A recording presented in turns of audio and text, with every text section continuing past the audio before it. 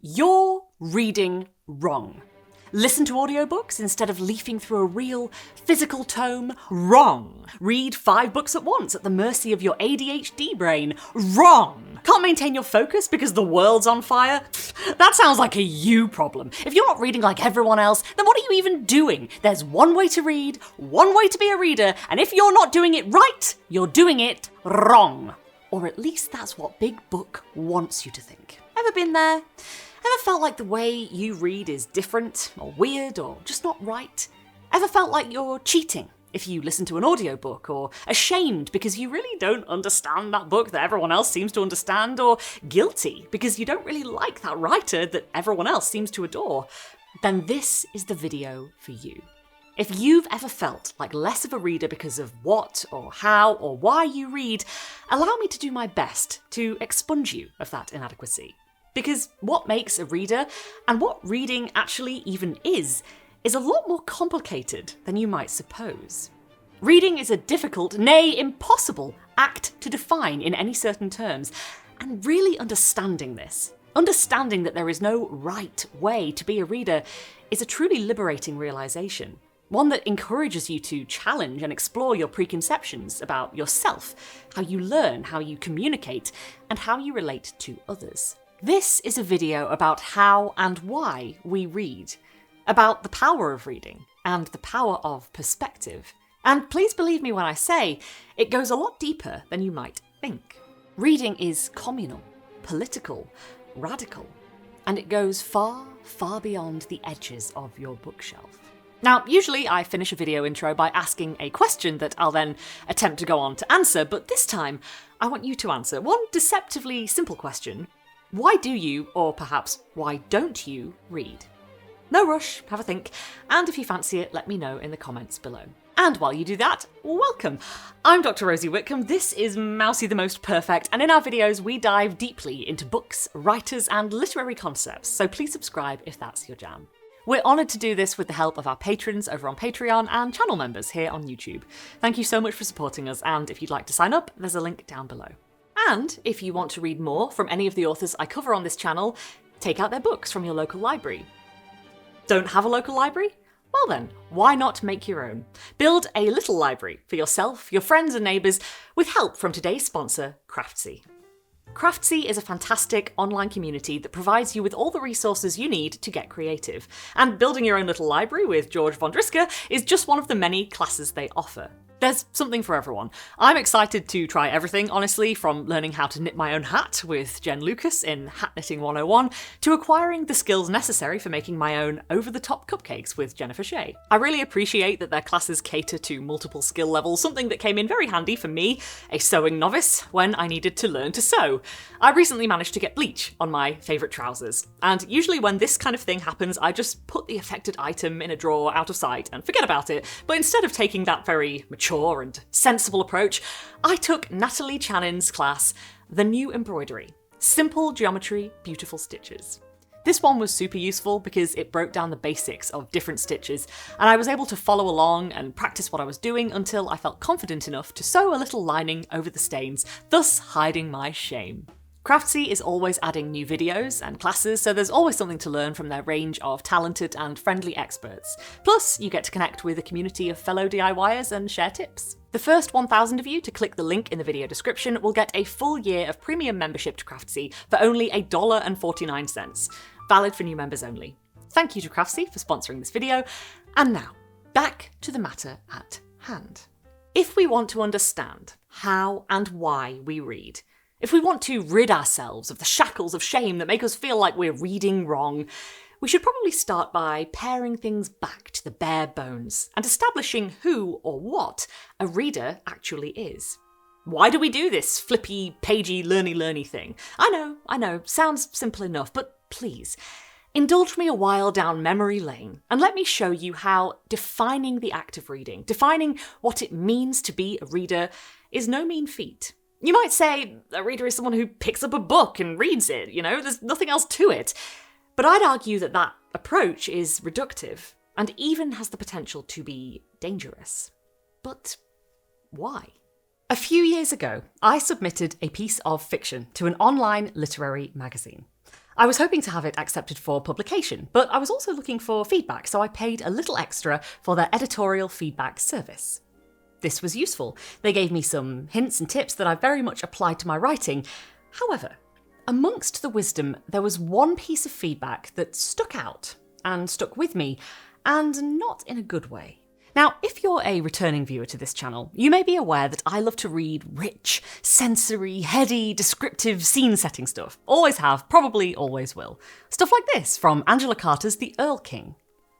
A cold day of late October, when the withered blackberries dangled like their own dour spooks on the discoloured brambles.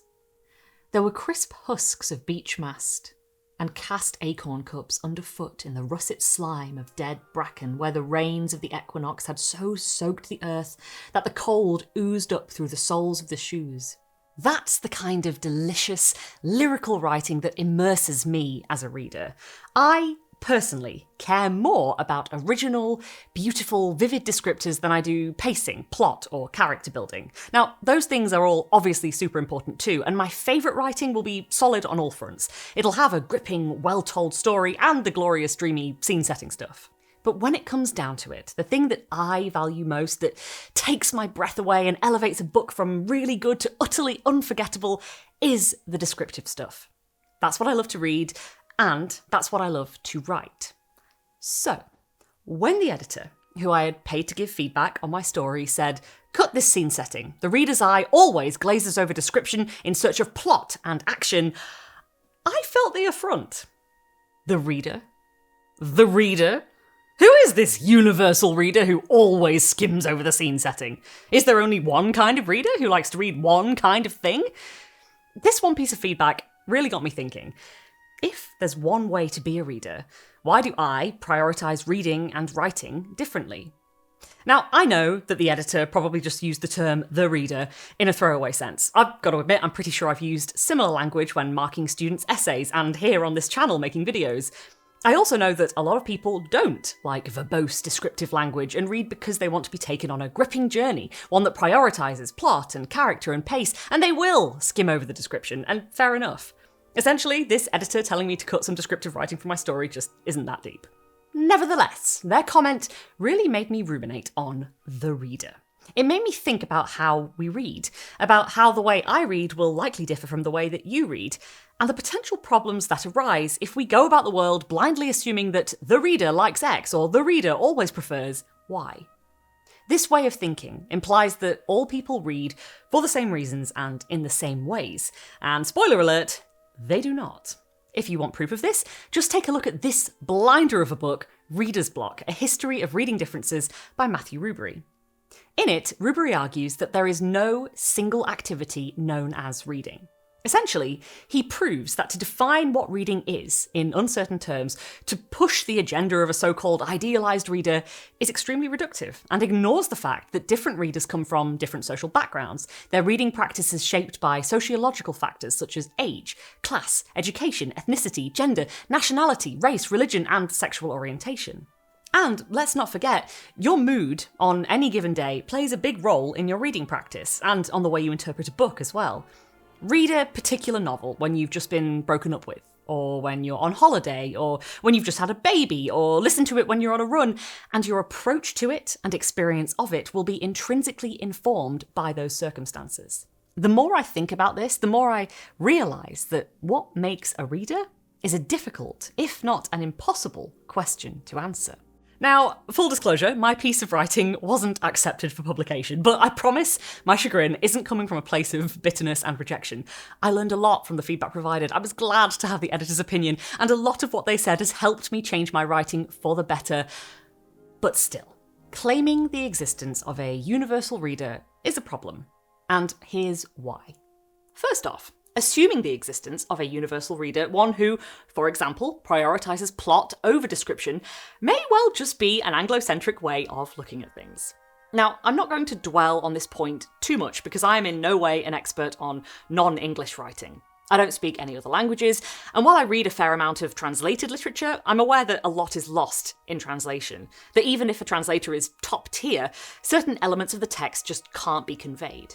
But I still want to address how attempting to define the reader, who doesn't like X and always prefers Y, risks assuming that all people, all over the world, read for the same reasons and prioritise the same things in their reading experience. So, for example, a friend of mine who speaks Urdu and Farsi explained to me how those languages are, by their essence, more lyrical and poetic than English. This has a lot to do with a lot of things that I don't think I can understand because I don't speak those languages, but my friend explained to me that there's a specific prosody and mouthfeel to them that makes for a uniquely lyrical reading experience. Comparing Urdu and Farsi to English, they explained how words in English never creep up on you. Nothing sounds what it ought to feel like to the reader. There's no achieving that silk texture you can in the enunciation and repetition of verses in languages like Urdu and Farsi. There's something inherently lyrical that languages like Urdu and Farsi can impart to a text that, as far as I can tell, English just can't compete with. And this makes me wonder, might readers and speakers of more lyrical languages like Urdu and Farsi prioritise that lyrical quality over other elements of a text? If we say the reader skims over the description in search of plot and action, are we discounting readers who, perhaps due to their culture and the specifics of their language, prioritise different aspects of writing? Now, obviously, personal preference comes into play here, and obviously not all people from one place or who speak the same language will like and prioritise the same things, but it's definitely something to consider. How language and culture informs how a reader reads and what they read for. I then came across this Reddit post in which the author, who grew up writing in Arabic, said something similar about that language. It's a naturally poetic and lyrical language. It plays with metaphors and imagery and mood in such unique and dramatic ways that I can almost taste it. I adore it. Problem is, it has completely defined my overall writing style. I grew up writing in Arabic and only began writing in English a few years ago. What is considered perfectly normal and even good in Arabic is usually written off as purple prose in English. I'm sometimes told to stop being showy or flowery when I'm not even trying to. It really is just the style of my mother tongue seeping into how I write in a second language, the style that pours out of me when I sit down to write any story. This is so interesting to me, and it makes me want to learn and read languages like Arabic or Urdu or Farsi so I can experience these uniquely lyrical forms of writing. But it's also an example of how an Anglo-centric perspective can colour an assessment of writing quality. What might seem like purple, unnecessary, flowery, descriptive scene setting that the reader will inevitably skim over to some, could be an intrinsic part of literary culture to others. And to assume otherwise risks discounting certain traditions and cultures of writing. Secondly, to assume the existence of a universal reader is hella ableist. So, crucial to Rubery's book is the idea that the unique makeup of the brain affects the way we read, and not all brains are made the same. From neurodivergence to memory loss to traumatic head injuries, our brains approach reading in vastly different ways. Here's an example. Instead of reading to understand a text's meaning, as people usually do, many readers on the autism spectrum prefer what this chapter calls surface reading, a preoccupation with a book's surfaces, from the shape of its words to the textures of its cover, binding, ink, paper, typefaces, and so forth. This style of reading stands out for its refusal to delve beneath the surface. Surface readers prioritise the sense over making sense. It's stuff like this that really throws into disarray any uniform definition of how to read. Surface reading is a way of reading, and who is anyone to say otherwise? Just think about it. Think about what reading actually is. It's reading. It's picking up a book and reading the words in it, right? But what if you read a book and you zone out for bits of it, as a lot of people do, as I do?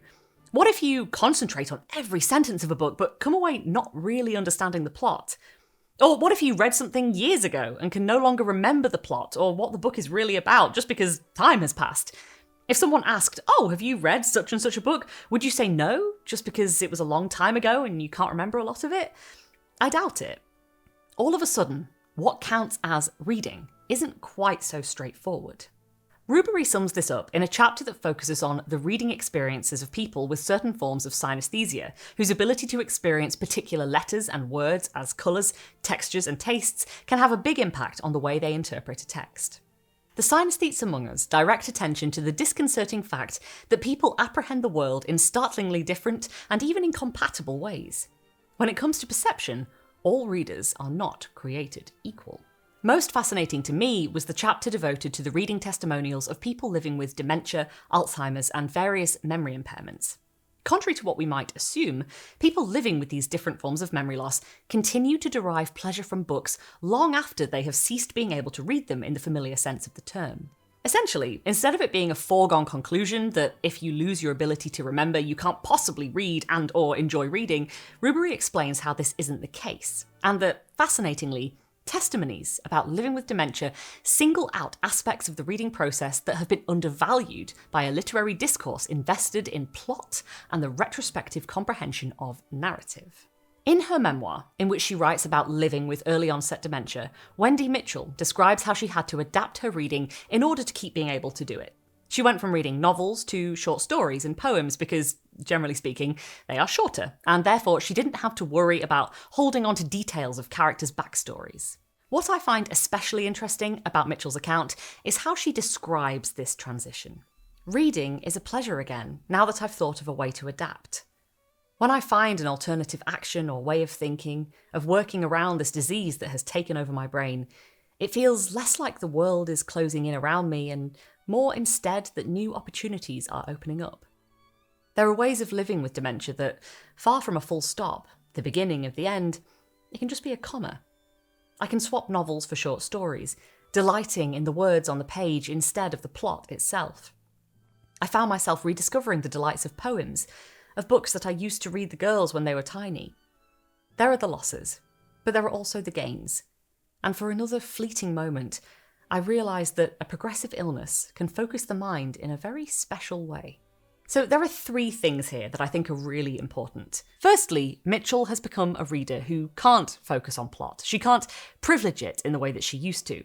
But instead of giving up reading or deciding that understanding the plot of a novel is the most important part of the reading experience, she finds new joy by, as she says, delighting in the words on the page instead of the plot. Secondly, is this idea of adapting reading. Mitchell's experience goes to show there isn't just one way to do it to be a reader. Mitchell is just as much a reader as anyone else, and she's adapted her reading process in a way that suits her. And thirdly, and very importantly, is this idea that reading in this new way doesn't necessarily have to be a downgrade. It doesn't have to be a worse version of the reading she used to do. It's a different version. And crucially, it teaches her something new. She finds new opportunities opening up. She finds her mind focused in a very special way. It's not just about loss, it's about change. A change in perspective. A change in the way pleasure is found and information interpreted. And this crops up in a lot, if not all, of the examples Rubery provides in Reader's Block. That reading to understand a text, to gain knowledge, to follow a plot, isn't the only way or the only reason to read. Now, I don't mean to diminish the sheer difficulty and sorrow faced by people living with dementia or memory loss impairments. I know from personal experience how much of a challenge it can be, and of course, Mitchell's experience of reading with dementia is not universal. But it's really interesting to recognise that reading without being able to remember what happened on the last page, without being able to follow the plot, and instead to read by delighting in the words, is just as valid a way as any other. And, as I will go on to argue, nurturing this potentially counterintuitive way of reading is part of what can make reading radical. But before we get to that, I have yet another bone to pick with that pesky editor and their proffering of a universal, idealised reader. It's an Anglo-centric assumption, it's an ableist assumption, and it's also a very time-specific assumption. And on the one hand, okay, of course it is. The editor was giving me feedback on a piece of writing I wanted to get published today, so yeah, of course it was feedback rooted in the present. But again, it got me thinking. How we read changes culturally, psychologically, and physiologically, and it changes over time too. And I'd like to give an example of that. Enter literary modernism. Ah, modernism. The very name makes undergraduate literature students shudder. Very simply put, modernism was a literary and artistic movement that characterised the very turbulent first few decades of the 20th century. Horrified and disillusioned by the mass losses during World War I, modernist writers rejected traditional boundaries, rejected tradition in general, and experimented with new ways of communicating ideas that spoke to the huge societal changes that were taking place. It was a rejection of the classic 3-volume Victorian novel that has a beginning, middle, and end, often with a familiar narrative structure and a linear plot. The world as these writers knew it, what was safe, reliable, traditional, had been shattered. Everything was broken, and they were left with the conundrum of, now what? What do we do with art, with literature, now? We can't just pick up where we left off. It's a super interesting period of literature. It brought me one of my faves, Virginia Woolf, whose tremendous novel Orlando we've made a whole video about, and you can watch that next. It also brought us hefty tomes like this, the infamous Ulysses by James Joyce. Ah, Ulysses. The very name strikes fear into the hearts of undergraduate literature students across the globe. Ulysses is very long, very complicated, and very polarising. Its prose bewilders, leaving readers feeling like they're living through an impenetrable fever dream as the narrative lurches between characters, ideas, and timelines. Compare it to something like Jane Eyre, your classic 3-volume Victorian novel, even though this is just 1 volume. Read Jane Eyre and you can probably describe to me what happens. Jane is orphaned, lives with Nasty Aunt, goes to a boarding school, becomes a governess, takes a job at Thornfield Hall, meets Mr. Rochester, they fall for each other and agree to get married. On the wedding day, Jane finds out Rochester has a wife he locks in the attic. Jane leaves, almost enters into a loveless marriage with her cousin, comes into wealth, and is reunited with Rochester, who was blinded in a fire that devastated his home and conveniently killed his wife, thus putting an end to the marriage and allowing he and Jane to marry. Spoilers. But 'tis not an easy feat to do the same thing for Ulysses. In fact, after finishing Joyce's epic, you'll likely know less than before you began. I mean, not really, but it's just not the same kind of novel. It's a tremendous challenge to work out what is happening in Ulysses, what the story is. Now, I've taught on Joyce and other modernist writers, and I have to say that most of the students I teach this stuff to do not enjoy it. They find it difficult, annoying, problematic, boring sometimes, and hey, fair enough.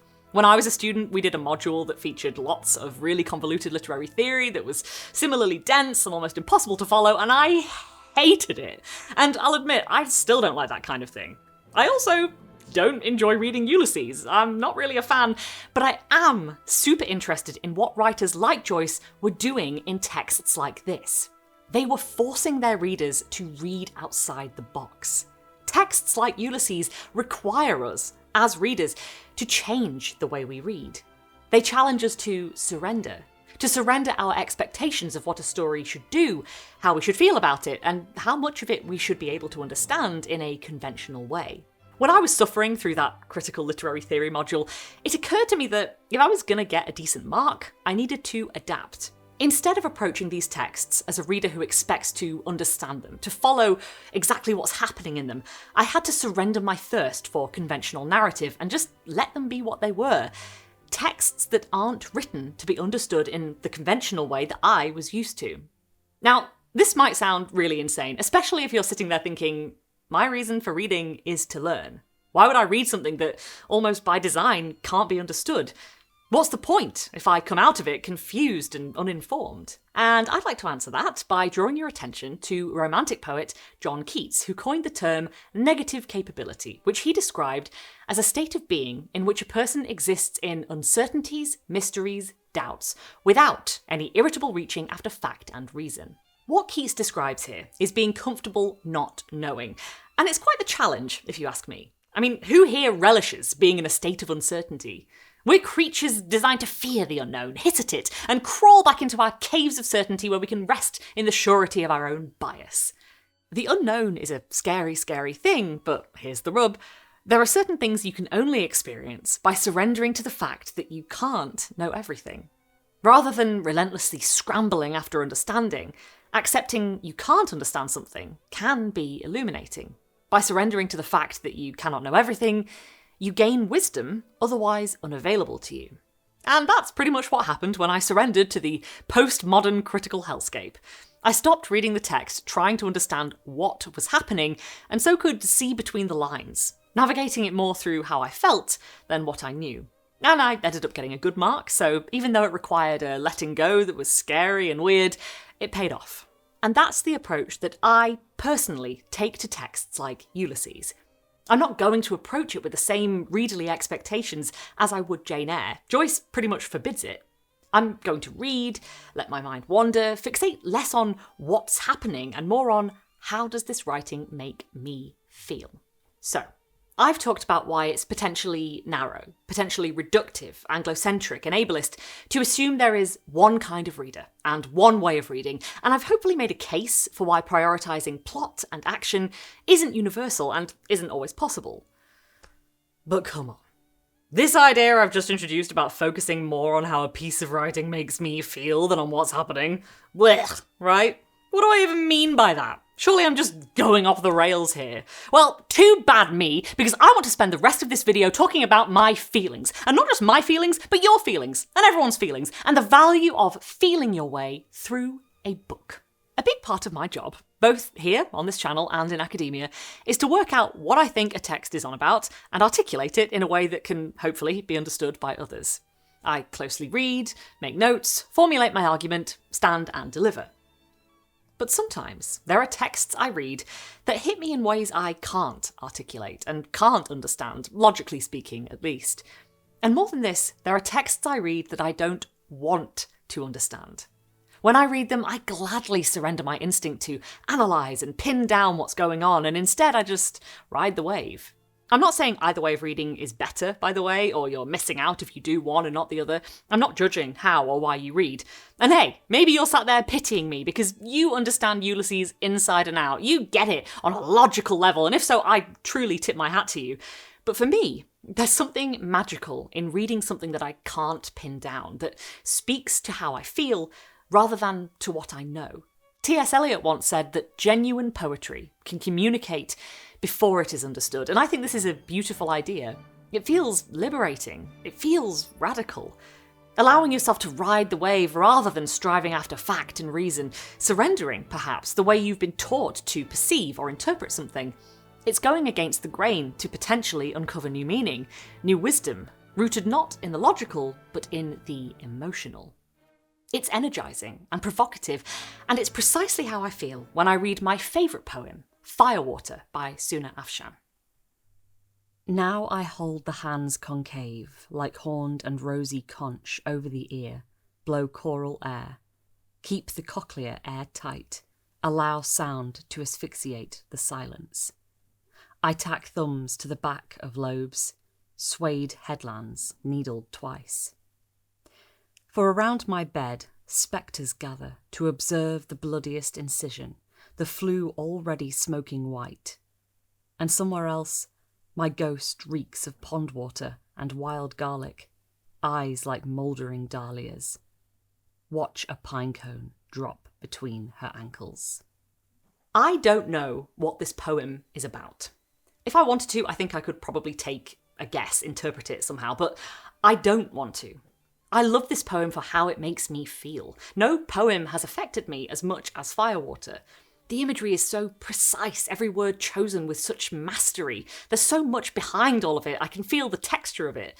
I've read it dozens of times, and every time meaning, in the conventional logical sense, eludes me.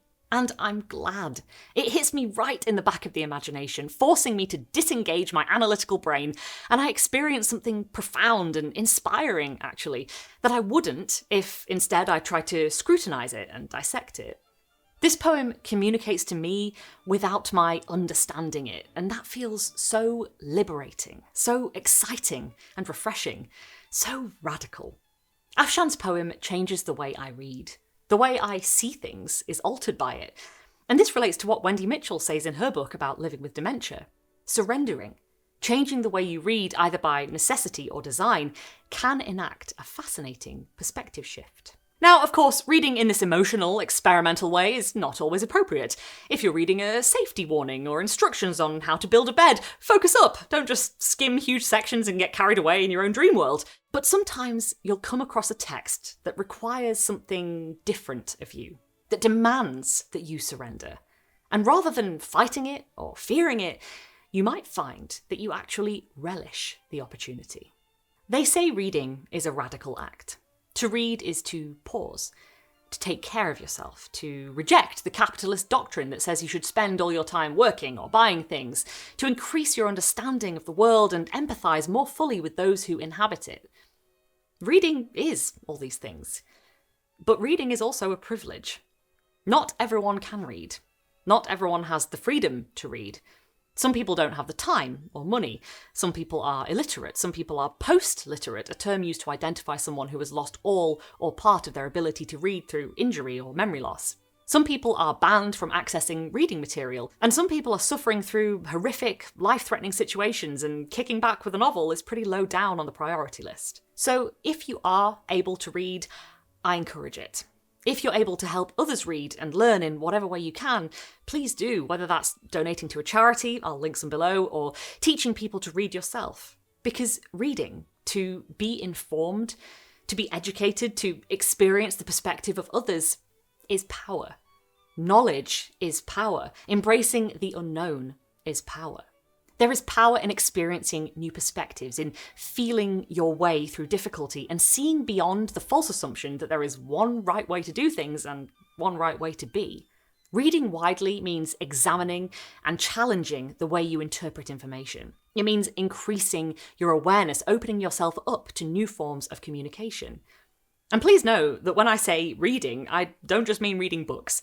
Good writing, expansive, immersive writing that gives you that perspective shift can be found all over the place.